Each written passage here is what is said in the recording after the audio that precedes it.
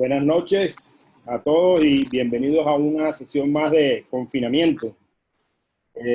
Quiero pues darle las gracias muy especialmente al doctor Guillermo Bonillas por su amable participación en nuestros eventos. Quiero decir que él es un médico cirujano egresado de la ortopedista y traumatólogo egresado de la Universidad Javeriana, cirujano de reemplazos articulares de cadera y rodilla en el Hospital Universitario de la Fundación Santa Fe de Bogotá. Es actualmente el jefe de la sección de cadera del Hospital Universitario de la Fundación Santa Fe. Además, profesor de la Universidad de los Andes y la Universidad de Rosario.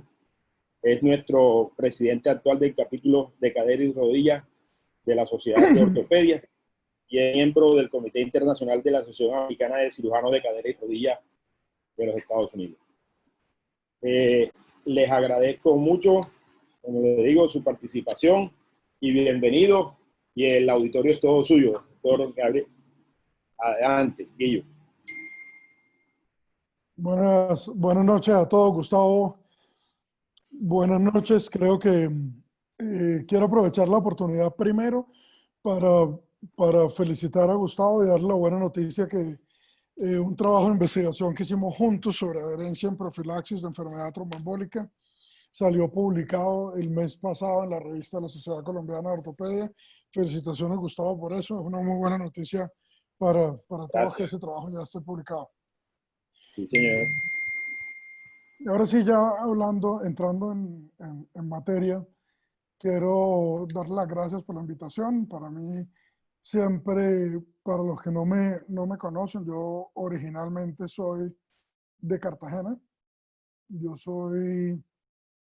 Yo crecí en Cartagena, nací, crecí en Cartagena y me gradué del colegio salesiano en el año 1986. Y de manera que a mí cualquier evento que tenga que ver con la costa atlántica para mí siempre será una prioridad y los disfruto un montón trabajar con ustedes.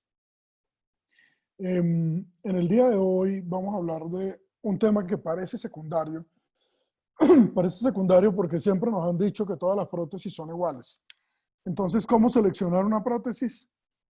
No es muy importante, o no parece ser muy importante, entre otras cosas porque uno termina poniendo la prótesis que su hospital le dijo que tenía que poner.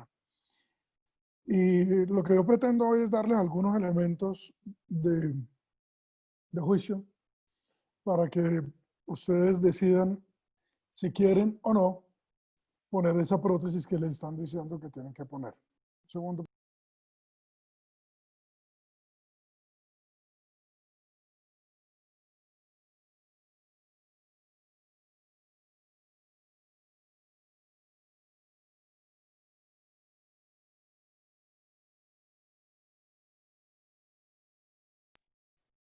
Ok, estoy con el micrófono silenciado con frecuencia, ya no, pero bueno, comencemos ahí.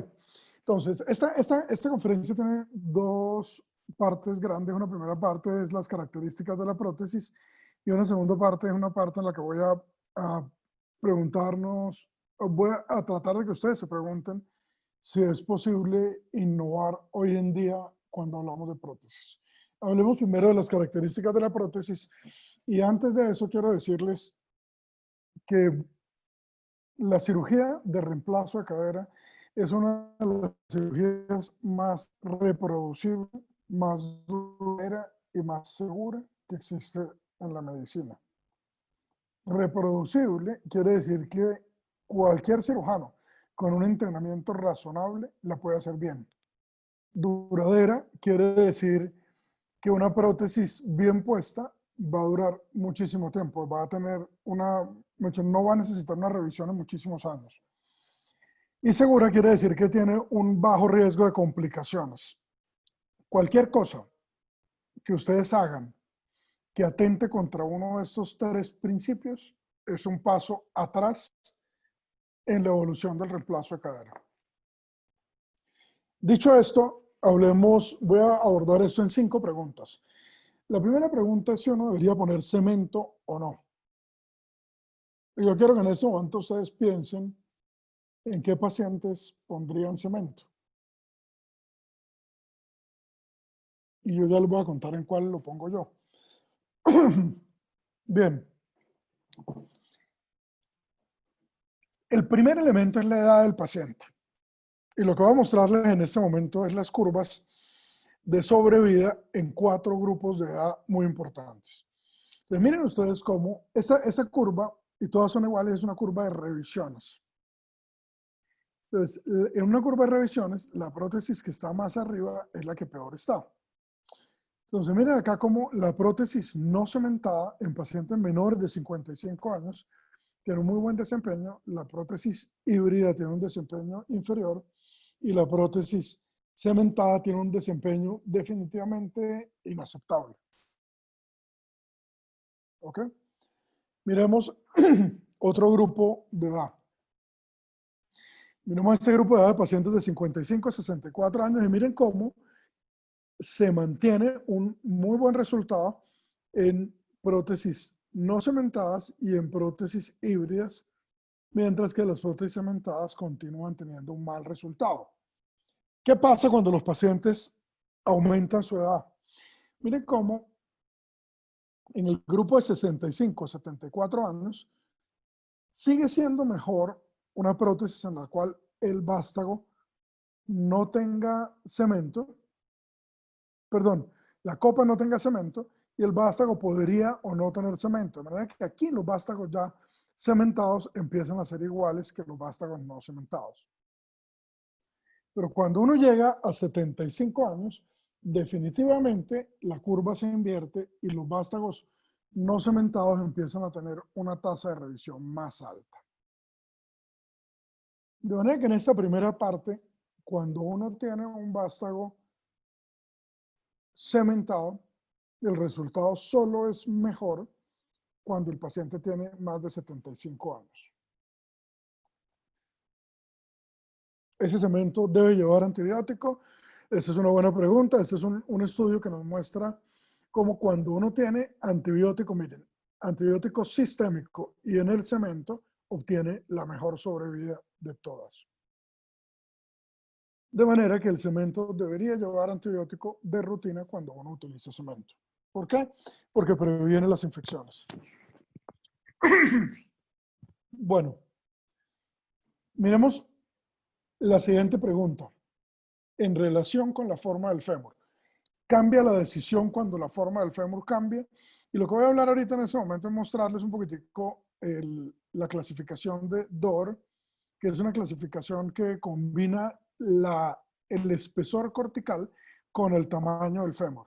Entonces tenemos 3 grupos. Un primer grupo, que es este grupo en el cual los pacientes tienen unas corticales muy gruesas y el hueso cortical predomina sobre el hueso esponjoso.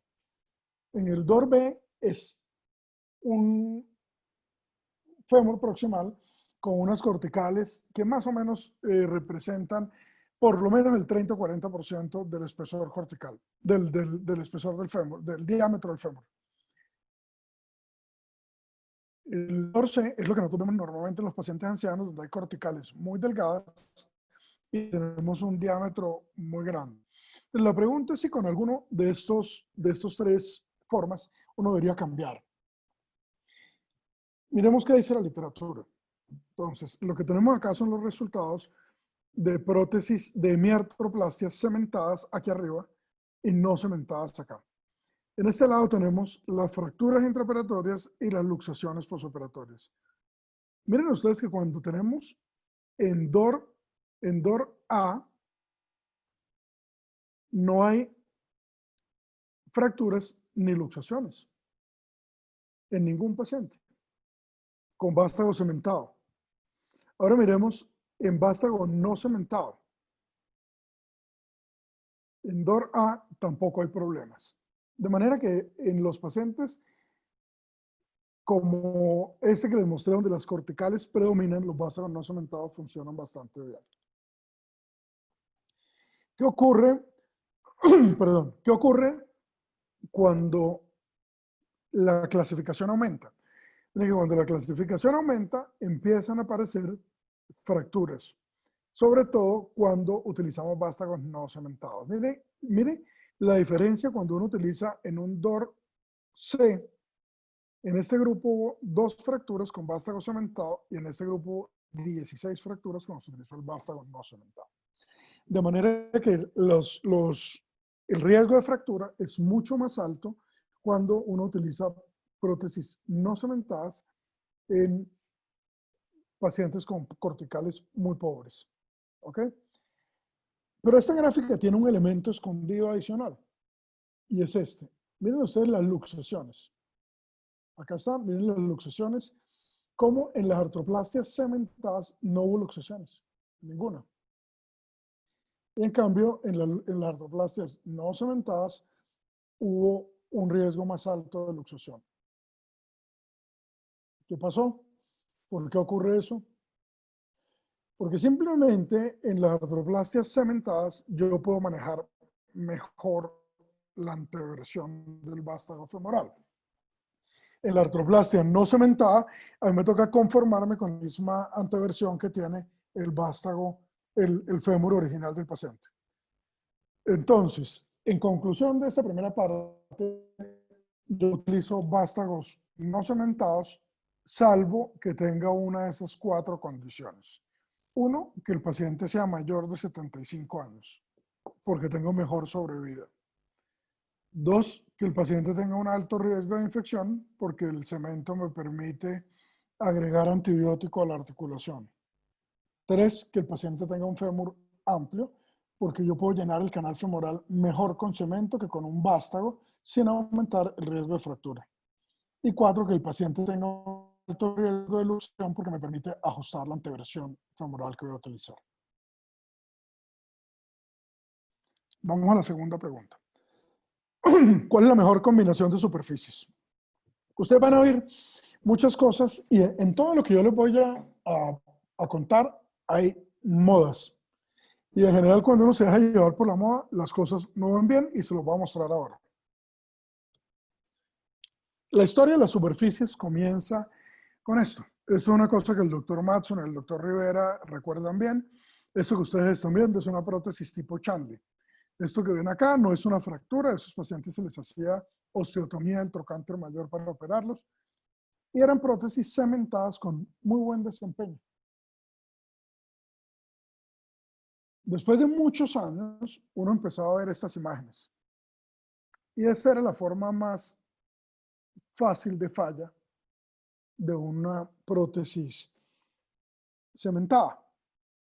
Entonces, ¿qué comenzaron a hacer en ese momento? Empezaron a cambiar la tecnología, prótesis no cementadas, y las prótesis no cementadas lo único que hicieron fue cambiar el problema. Entonces, dejamos de tener, me voy a devolver una diapositiva, dejamos de tener aflojamientos benignos como este, a tener osteolisis como esta, en la que uno tiene un componente acetabular fijo y unas lesiones de reabsorción ósea alrededor que son enormes. Y si uno se pregunta qué es lo que está ocurriendo aquí en estas lesiones, lo que termina ocurriendo en esas lesiones es que hay partículas de polietileno que son el centro de una enorme y agresiva reacción de cuerpo extraño. De manera que el gran responsable de este tipo de lesiones, que en alguna época se pensó que era el cemento, hoy en día sabemos que es el polietileno. ¿Por qué el polietileno, que es el mismo, no era un problema cuando teníamos copas cementadas y con copas no cementadas sí se volvió un problema? Porque las copas no cementadas tienen 3 mecanismos de desgaste. El primer mecanismo es un desgaste que ocurre de manera natural entre el componente, entre la cabeza femoral y el polietileno. Y ahí en ese sitio empiezan a producirse partículas y esas partículas comienzan a acumularse dentro de la articulación. Sin embargo, adicionalmente a eso, el componente, el inserto de polietileno tiene algo de movilidad dentro del respaldo metálico. Entonces, eso es lo que ustedes van a ver en este momento. El componente acetabular también tiene movilidad ahí y se genera una segunda interfase donde también hay desgaste. Lo tercero, más que un mecanismo de desgaste, es un mecanismo de migración de las partículas de desgaste, y es que las partículas de desgaste migran fácilmente a través de los orificios de la copa hacia el hueso subcondral. De manera que son tres mecanismos, pero hay una sola causa, que es el desgaste. Siendo el desgaste el problema, comenzamos a trabajar en mejorar las superficies de contacto. Eso que ustedes están viendo acá es un polietileno altamente entrecruzado, que fue la primera evolución o la evolución más importante del polietileno. Y ese polietileno altamente entrecruzado, miren ustedes cómo después de varios millones de ciclos, todavía tiene las marcas de la máquina. Es un polietileno muy resistente al desgaste. Y si uno lo mira con un poquito más de aumento, ese polietileno todavía conserva su estructura de enlaces cruzados. Como alternativa al polietileno, comenzamos a utilizar prótesis de metal-metal, que era una prótesis que también producía bajo desgaste. Y esa prótesis produjo miles de problemas, y yo solamente voy a traerles un ejemplo. Produjo problemas de reacciones locales, y este es un problema de reacciones sistémicas. Lo que ustedes están viendo son alteraciones cromosómicas en los pacientes que tenían prótesis de metal-metal. ¿Qué ocurría? Que esos metales producían iones y el cromo y el cobalto producían este tipo de alteraciones cromosómicas. Aparecen las cerámicas que tienen dos ventajas. Las cerámicas tienen bajo desgaste, es decir, una muy alta resistencia al desgaste, y son inertes desde el punto de vista biológico. Y lo que les estoy mostrando acá son las cerámicas de cuarta generación, pero hemos tenido cerámicas desde los años 70.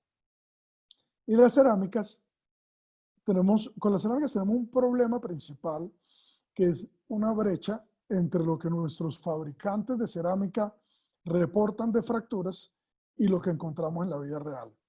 Entonces, todas estas cabezas de cerámica nos reportan riesgos de fractura menores del 1 por 1000. Cuando uno mira lo que está reportado en la literatura, este estudio, que vale la pena que lo revisen, nos muestra que en vivo las cabezas de cerámica se fracturan en general alrededor del 1% o más. Miren ustedes cómo las cerámicas de cuarta generación, que teóricamente tenían el menor riesgo de fractura, en este estudio nos muestran que se fracturan hasta 1.3%.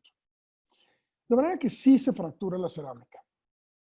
Entonces, miremos, ya tenemos claro, voy a volver una diapositiva, tenemos claro que el polietileno se desgasta un poco más, la cerámica se fractura un poco más, y el metal-metal es inaceptable por los riesgos biológicos que representa. Miremos qué nos dice el registro australiano. El registro australiano nos muestra aquí seguimiento a 16 años, y lo que yo quiero mostrarles es qué es esta gráfica azul, esta línea azul, que es la que mayor tasa de revisión tiene acá, tiene cerámica con polietileno no entrecruzado. Muy cerca del metal con polietileno no entrecruzado, es decir, con polietileno convencional, o sea, con el polietileno viejo. Miren cómo esas son las combinaciones que producen el mayor desgaste. ¿Quiénes serán estos tres que están aquí abajo?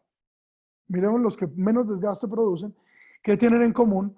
Todos esos tienen un polietileno altamente entrecruzado en su combinación. Entonces, si ustedes se fijan, esta de aquí arriba es el metal con polietileno crosslink, con polietileno altamente entrecruzado. Esta azul es cerámica con polietileno altamente entrecruzado, y esta es cerámica metal ceramizado. De manera que un segundo por favor. De manera que el gran actor que cambió la historia de las superficies de contacto fue el polietileno altamente entrecruzado. Cuando uno pone polietileno altamente entrecruzado en una articulación, casi que no importa contra qué lo ponga. El resultado va a ser muy bueno independientemente de contra qué lo ponga. Entonces, yo personalmente con esta gráfica prefiero utilizar metal polietileno, porque me evito el riesgo de fracturas. Metal polietileno altamente entrecruzado, que es este de acá, porque me evito el riesgo de fracturas. Si alguien prefiere utilizar cerámica poli, pues se vale también y prácticamente no hay diferencias. Tercera pregunta. ¿Cuál es el mejor tamaño de la cabeza?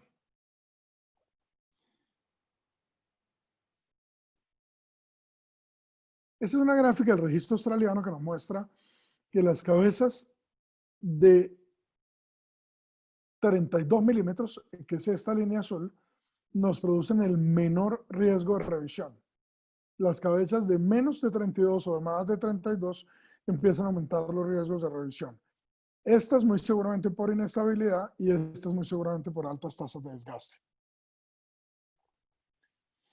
Entonces, ¿cómo selecciono mi prótesis? Una prótesis que tenga una copa no cementada, un inserto de polietileno altamente entrecruzado, la cabeza puede ser de metal o de cerámica, utilizo cabezas de mayor tamaño, en general trato de quedarme en 32 milímetros y utilizo un vástago de acuerdo a las características del paciente. En general, esto no puede ser una receta de cocina, en general uno debería cambiar de acuerdo a cada paciente, pero esta es una fórmula que funciona bastante bien para la enorme mayoría de los pacientes. Siguiente pregunta, y es la más difícil en nuestro medio. ¿Qué marca utilizo? ¿Por qué es la más difícil? Porque lo más importante debería ser el paciente. Y aquí se vuelve importante qué fue lo que negoció la EPS, qué es lo que más margen de dinero le deja al hospital, o quién es el fabricante que es amigo mío y me consiente.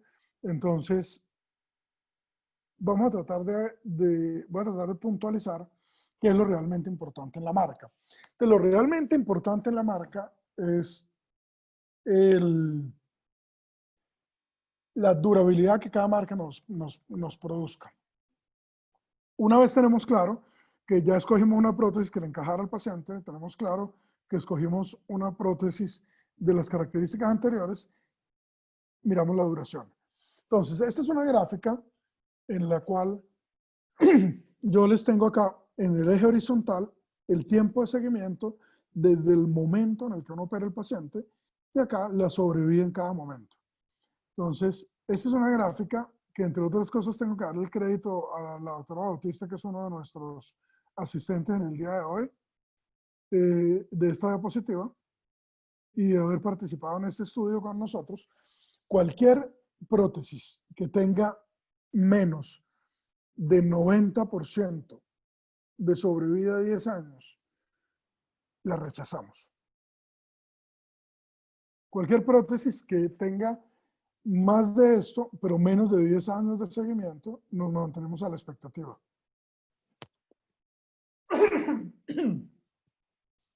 Cualquier prótesis que tenga más de 10 años, la ponemos en un sitio de aceptación.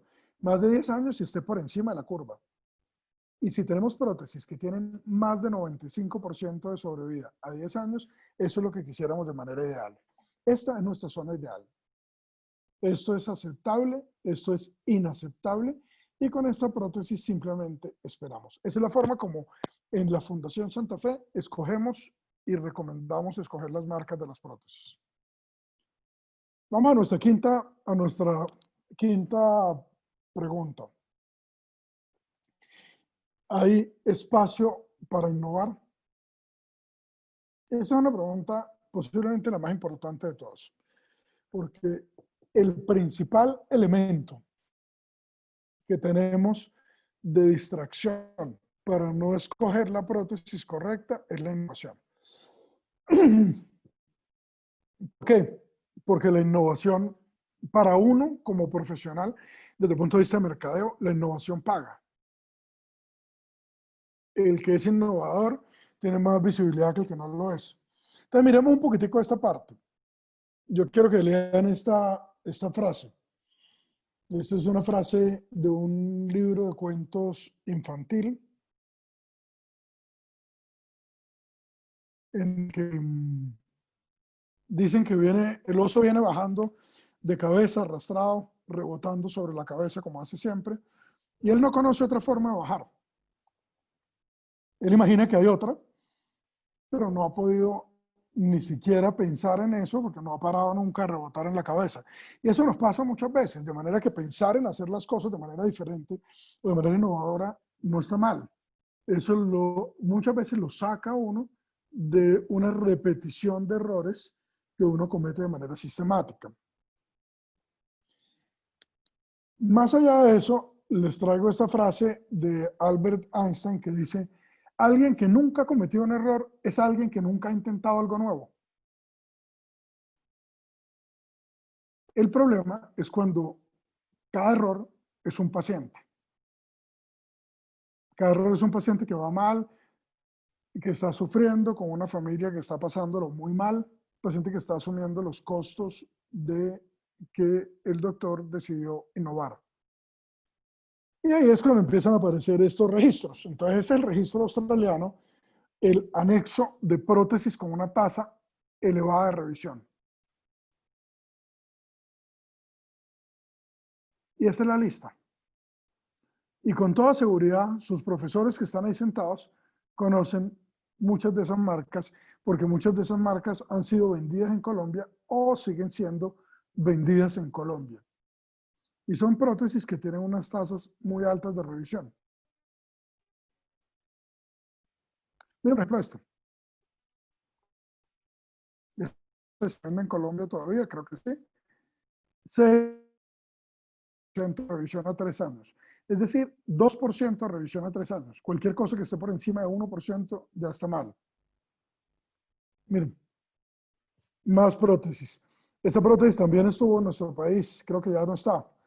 20% de revisiones a 5 años.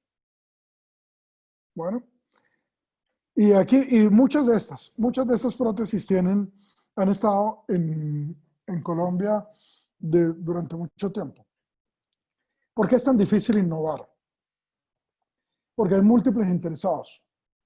Están interesados los pacientes, el sistema de salud, los aseguradores privados, los médicos y la industria. Pero todos tienen agendas distintas. Todos tienen intereses distintos. Y yo quiero que piensen ustedes cuántas combinaciones hay de acuerdos. ¿Cuántas veces se pone de acuerdo el médico y la industria para poner un implante? ¿Cuántas veces se pone de acuerdo el médico con el asegurador? ¿O la industria con el asegurador? ¿O el asegurador con el sistema de salud para poner una prótesis? Porque es económica. O porque el médico se va a volver famoso poniendo una prótesis nueva. Y fíjense ustedes que casi en ninguna de esas combinaciones está el paciente.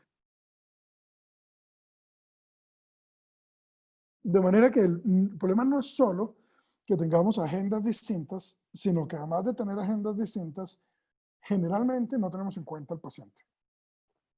Entonces, ¿cuál es la única solución para hacer innovación de manera responsable? La única innovación es ¿cuál es la única solución para hacer innovación? Es innovar de manera responsable.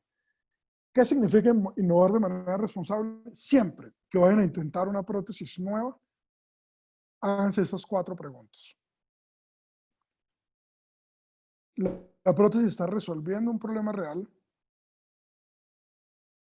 ¿El balance de riesgo-beneficio es favorable para el paciente?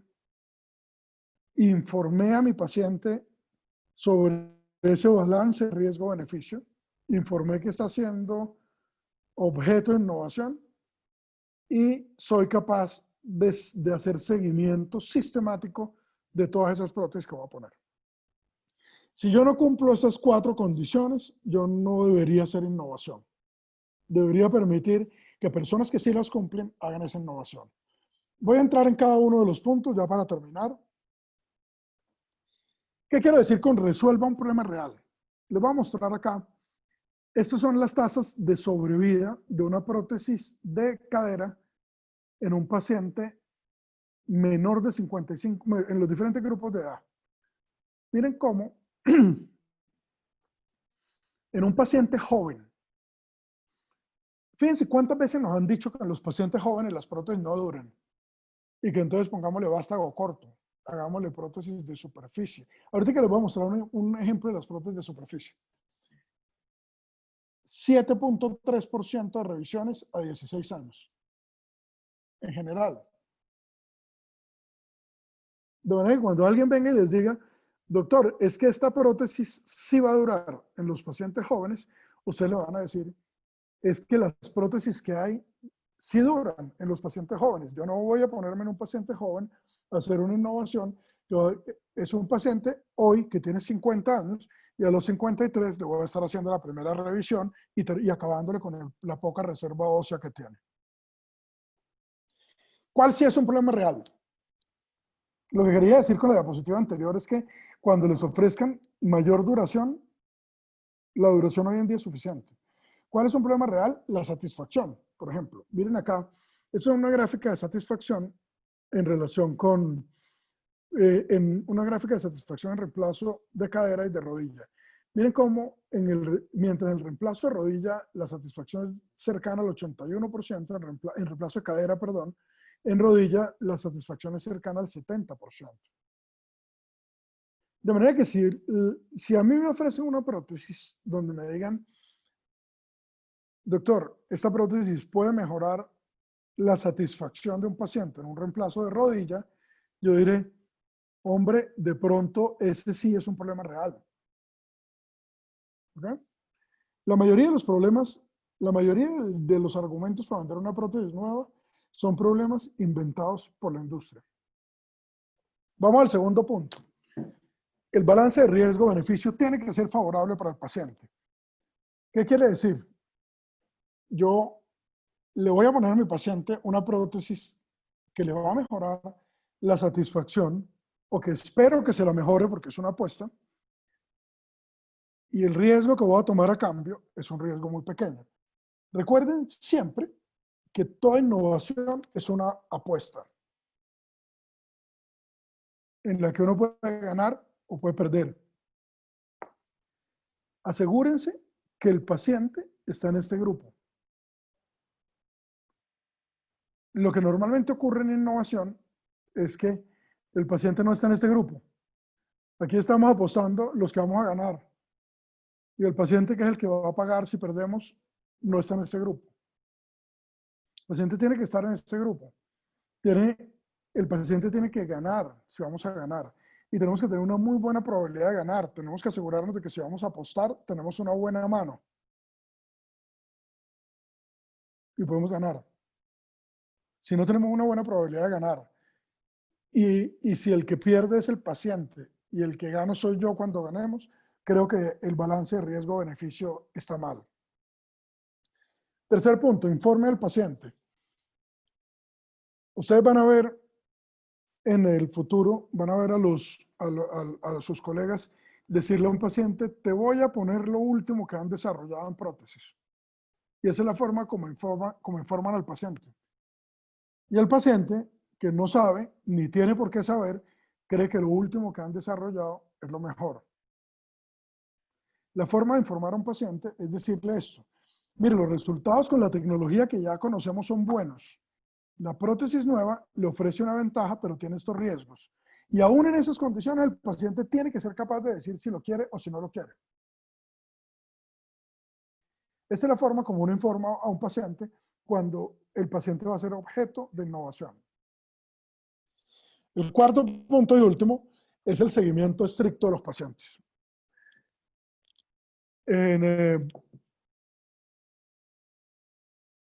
¿Por qué tenemos que estar seguros que podemos seguir los pacientes? Primero, porque yo tengo que ser capaz de monitorizar los resultados. Tengo que ser capaz de saber si voy a fallar de manera temprana, porque si yo estoy haciendo un procedimiento innovador y empiezo a tener fallas, tengo que ser capaz de suspender lo que estoy haciendo.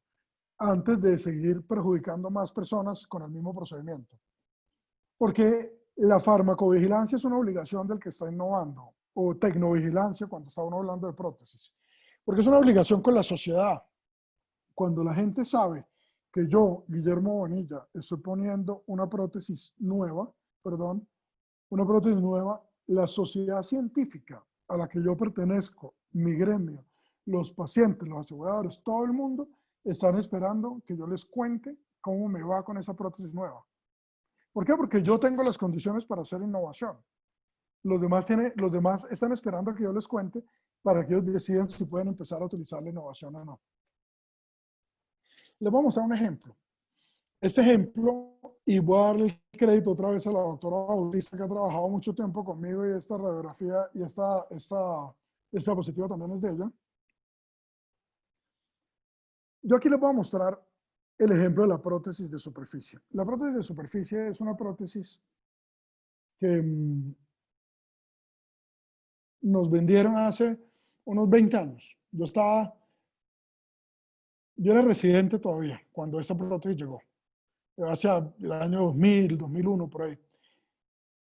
Y nos dijeron, la prótesis de superficie va a producir el mejor resultado para los pacientes jóvenes, porque uno se ahorra hueso, que entre otras cosas es una de las grandes mentiras. Entonces si uno se ahorra hueso, con eso lo convencen de hacer cualquier cosa y termina perdiendo más hueso después. Y nos mostraron unos estudios hechos en algunos sitios que muchos de ellos eran desarrolladores de la prótesis, y dentro de estos estudios había sobrevidas de 93, 94% a 8 años, y comenzamos a poner la prótesis. ¿Qué ocurrió en todo el mundo? Esto es el registro del Reino Unido. En el Reino Unido, una falla muy grande, el doble de tasas de falla de una prótesis convencional, y en Australia lo mismo. A mí esta gráfica es una de las gráficas que hace que yo recomiende el uso de los registros para escoger prótesis. La curva roja fue producida en el Reino Unido y la curva azul fue producida en Australia. Pero ustedes como en dos países distintos, a miles de millas de distancia, con posiblemente cientos de cirujanos y miles de pacientes, se produce una curva igual. Pensar uno que este procedimiento que en la población general del Reino Unido falló y en la población general de Australia falló, en mis manos, en Colombia, va a tener un resultado distinto. Señores, para mí es una necedad. A mí me va a pasar lo mismo, si no es que me va peor.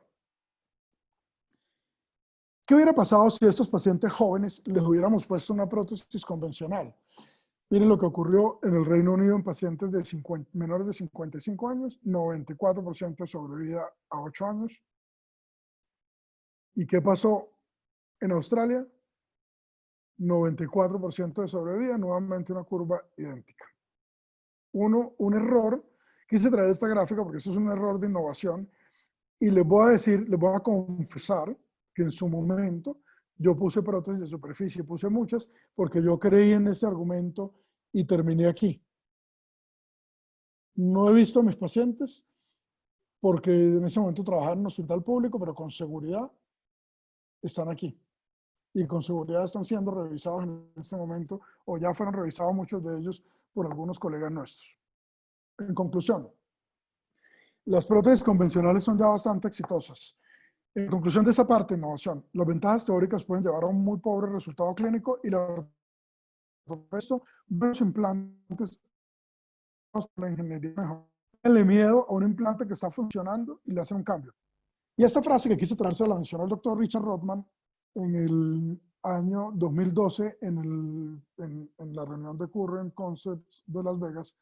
Y el tipo dice, y me va a permitir traducir esta frase, él dice, en este momento el reemplazo total de la cadera es una de las más confiables y durables operaciones en la historia de la medicina. Este récord o esta historia espectacular trae consigo no solamente los beneficios de una operación muy poderosa, sino también la responsabilidad que recae sobre los hombros del cirujano cuando decide utilizar tecnología innovadora y no probada. Ustedes reciben un reemplazo de cadera con 50 años de historia, 60 años de historia de lo que conocemos del reemplazo de cadera moderno. 60 años de historia, 60 años de mejoramiento, 60 años convirtiendo esa cirugía en una cirugía confiable. Entonces, arriesgar uno de esos resultados porque le pareció divertido innovar puede ser una buena idea. Entonces, en resumen, ¿cómo escoger una prótesis primaria? Hay que basarse en hay que buscar en ese orden la sobrevida y la satisfacción del paciente, y hay espacio para innovación, sin embargo, debe hacerse de manera responsable. Muchas gracias.